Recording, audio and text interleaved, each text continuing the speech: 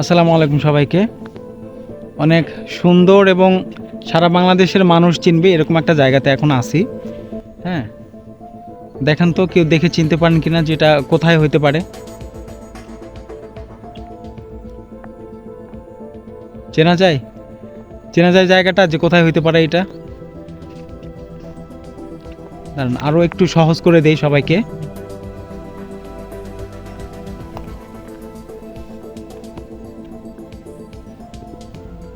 এই যে চেনা যায়, এখনো যারা চিনতে পারেন নাই এই জায়গাটা কোথায়।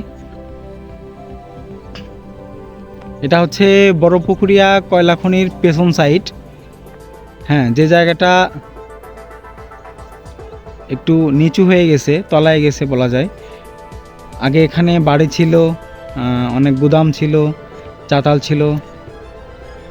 সেই জায়গাটা হঠাৎ করেই এই অবস্থায় পরিণত। জায়গাটা বিলের মতো দেখতে হইলেও মানুষশূন্য দেখতে হইলেও কিন্তু এমন জায়গাটা ছিল না।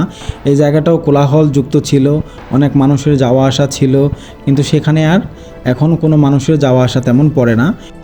স্থানীয়রা জানায় বিপুল পরিমাণে কয়লা এখান থেকে তোলার কারণে এই জায়গাটা একটু নিচের দিকে ডেবে গেছে। হয়তো বা মাটিরও সমস্যা ছিল, নইলে আর বাকি জায়গায় গেল না, এই জায়গাটা কেন তলায় গেল, তাই না? কোলাহল মুক্ত জায়গাটাতে এত সুন্দর ভাই, আপনাদেরকে বোঝাইতে পারবো না। জাস্ট এখানে বসতে হলে অবশ্যই এখানে আসতে হবে। হ্যাঁ, এত সুন্দর জায়গা, এসে তো আমার যাওয়ার ইচ্ছেই করতেছিল না, খুব সুন্দর লাগছিল। ওই যে পেছনে দূরে যে দেখা যাচ্ছে কারখানা, ওইটাই হচ্ছে কয়লা খনি। আর বিলের মাঝে কিন্তু অনেক মানুষজন, স্থানীয় মানুষজন মাছ মারতেছে। খুব ভালো হইতো যদি একটা নৌকা নিয়ে ভিতরের দিকে যেতে পারতাম, আরও সামনে পানির মাঝখানে যেতে পারতাম, খুবই ভালো লাগতো। খুবই যাইতে একটু লেট হয়ে গেছে, যার জন্য এই যে দেখেন সন্ধ্যা নেমে যাচ্ছে। তো যারা এখানে আসতে চান দেখার জন্য অবশ্যই একটু সময় নিয়ে একটু তাড়াতাড়ি আসার চেষ্টা করবেন, তাহলে অনেকক্ষণ এখানে সময় কাটাইতে পারবেন। আর আসার সময় অবশ্যই হাতে করে চিপস নয়তো অন্য কোনো খাবার সঙ্গে করে নিয়ে আসবেন, কারণ এখানে খাবারের কোনো ব্যবস্থা নাই, এমনকি পানিটাও পাবেন না।